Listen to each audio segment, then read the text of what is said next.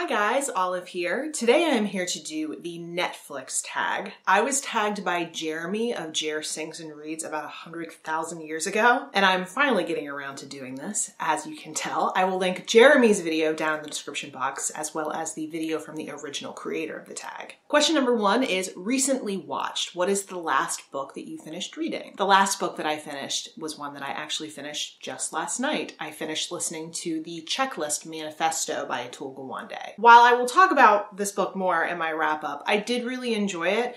I felt that it was very centered on healthcare issues since Atul Gawande is a surgeon. It was illuminating, but it was not earth-shattering. Question number 2 is top picks, a book that has been recommended to you based on books that you have previously read. The last book that I was personally recommended on Goodreads came from Dawn from Dinosaur in the Library. I will link her channel down below. Dawn, if you're watching this, please come back to us. She sent me a Goodreads message not too long ago saying that she was doing inventory in a used bookshop and came across a book called The Commissariat of Enlightenment. From what I can tell, this looks like historical fiction that centers around the death of Lev Tolstoy and the rise of communism in Russia. Obviously, this was recommended to me because I am a Russophile and everyone knows that. But I was very grateful for the recommendation and it went straight on my ever-growing TBR pile. Question number 3 is recently added, the last book you bought. I have 3 for this one. As you may have seen, I did a video on my 12 book long TBR full of classics that I'm hoping to get to this year. Most of those books I did not have my own copy, which is fine considering some of them I'm planning on reading library copies, some of them I'm planning on listening to on audiobook, but there were a few that I did want to have in my possession. So I saw on eBay that Better World Books was having a buy 3 get 1 free sale, so I bought 4 books. I'm just going to show you the 3 classics that I got. I don't want to spoil my next haul too much. The first book I got was Persuasion by Jane Austen. This is not the exact copy that I was expecting to get, but I really like it, especially because this is what the naked hardback looks like, and I think it's gorgeous. I also got the Modern Library Classics edition of Far From the Madding Crowd by Thomas Hardy, and the one that I'm most excited about, the one that I was seeking out and helped me find out about the sale in the first place, is the Reader's Digest World's Best Reading edition of Dr. Zhivago by Boris Pasternak. I love these editions so much. They are so sturdy, so beautiful, and they are illustrated. I have 3 of these now, which is really exciting. I have Rebecca, Jane Eyre, and Dr. Zhivago now. Question number 4 is popular on Netflix, books that everyone knows about. So they want you to pick 2 that you've read and 2 that you have not read or have no interest in. For the 2 that I've read, I'm starting with The Great Gatsby by F. Scott Fitzgerald because this is a classic that pretty much everyone has read. And the second one is one that I read way before BookTube, and that is Memoirs of a Geisha by Arthur Golden. So the 2 that I have not read yet, one of them I do have somewhat of an interest in reading and the other one I have no interest in reading.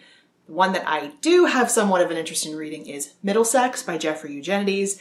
I talked about this one in my last haul. I hated the marriage plot, so I am tentatively going into this one, hopefully this year. And the second one, the one I have no interest in reading, is The Goldfinch by Donna Tartt. I am in the minority, to say the least, here on BookTube, in that I don't really care for Donna Tartt. I didn't think The Secret History was that great. I liked the atmosphere. Everything else about it annoyed me. I already thought The Secret History was too long, so I'm definitely not going to pick up The Goldfinch, which is even longer. I'm happy for everyone who loved it, but I will never be picking it up. Question number 5 is Comedies, a funny book. While there are a lot that I could choose from, I am going with When You Are Engulfed in Flames by David Sedaris. This was the first David Sedaris book that I actually listened to on audiobook, which is what pretty much everybody recommends for his books. He has a very funny way of approaching these essays, which are basically just anecdotes from his life. While his works tend to be kind of hit or miss for me, I tend to love some stories and then want to sleep through others. There is one particular one in When You Are Engulfed in Flames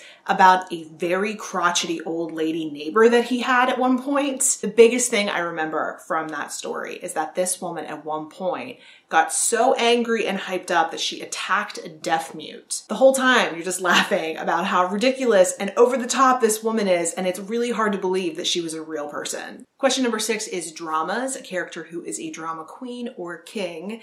I'm gonna go with Mrs. Bennet from Pride and Prejudice by Jane Austen. Mrs. Bennet is all over the place. In one moment, she is happy beyond happy. In another moment, she needs to take to her bed because she's so upset. It stands in stark contrast to her very level-headed, very sarcastic husband, Mr. Bennet. While I don't tend to be a lover of characters who are melodramatic, Mrs. Bennet was extremely funny in how dramatic she was. Question number 7, animated, a book with cartoons on the cover. For this one, I went with Hyperbole and a Half by Ali Brosh. I thought this book was appropriate for this question because it is basically just a collection of Ali Brosh's webcomics, some of which have appeared on her website, Hyperbole and a Half, some of which were specifically saved for this book. So these comics are all centered on her life. Some of them are about her upbringing, some of them are about her current living situation, which includes 2 very difficult dogs, and some of them talk about her experience going through depression. All of these are extremely funny. Even when she is talking about depression, she adds a humor that is distinctly her own. Every time I read this, I laugh myself into hiccups. Question number 8 is watch it again, books you want to reread. I have somewhat come to the realization that I think I'm going to reread Rules of Civility by Amor Towles every summer. It is one of my favorite books of all time. I associate it very strongly with the summer. I loved my reread of it so much last summer, and I desperately want to do it again this June. And a book that I have fairly recently decided to reread is Great Expectations by Charles Dickens. I read this one back in high school and loved it, and have been considering rereading it for a long time, but I was finally talked into it by Kate Howe, who was talking a lot about this book, and I'm like, yeah, I think it's the right time for me to reread it. Question number 9 is Documentaries, a nonfiction book you'd recommend to everyone. And for that, I'm going with a safe bet, and I'm picking Quiet, The Power of Introverts in a World That Can't Stop Talking by Susan Cain. You don't have to be an introvert to enjoy this book. In fact, I think both introverts and extroverts would take a lot out of reading this book, especially given that we all fall somewhere on the scale, somewhere in between introversion and extroversion. It does talk a lot about why we need people of both types in the world.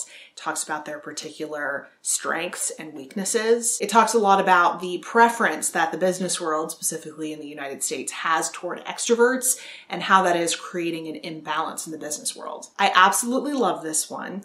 It is my Swiss Army knife recommendation, as Book Riot would call it, in that if someone is looking for a great piece of nonfiction, and I really don't know that much about their reading taste, I'm going to recommend this one to them. Question number 10 is Action and Adventure, an action-packed book.